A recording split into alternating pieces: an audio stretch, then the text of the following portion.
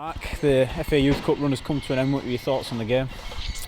Obviously, tough game for the boys. The quality of Chelsea on the counter attack in the final thirds, it showed today.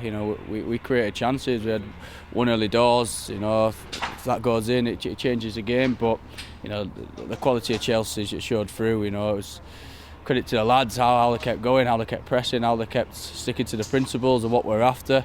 They kept on trying to played through, and we created good chances from doing it as well. So, overall, the lads are obviously disappointed. We're disappointed, but they've given us everything. So, they've been a credit to myself and the coaching staff and the club.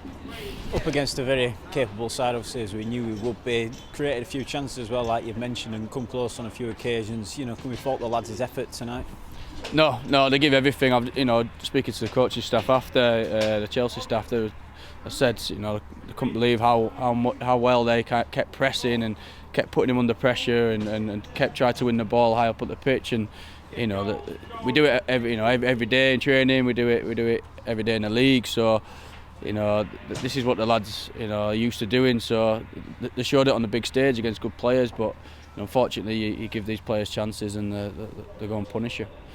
And as the coach of this team, you've obviously been here since the beginning of last season, having seen, maybe not just tonight, but in the previous rounds as well, up against Catalan opposition in the last round in Stoke City and the games we've had this season, how proud as a coach does that make you of these players, this team? Yeah, of course, I'm proud of the lads. Today, not just like I say, not just today, but how they've performed throughout the cup. But throughout the last couple of years that myself and Connor have been working with the players, they've progressed, and they've shown by beating Stoke, by getting through in the past rounds how far they've come on as a group of players and individuals. So I'm tremendously proud of them today. It wasn't the result we were after, but the lads give it everything. That's all we ask for.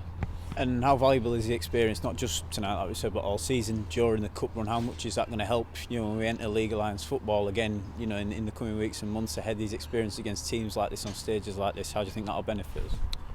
This is what it is. It's part of their development. They've had to deal with playing against good players, against different tests, different opposition throughout the cup. But today is the biggest test they could have had. For me, Chelsea, they're the best team at youth level, and for the lads to test themselves, learn from them, learn from their mistakes, learn from Chelsea's players as well. So for us as a coaching team and as individual players, we learned a lot from this game.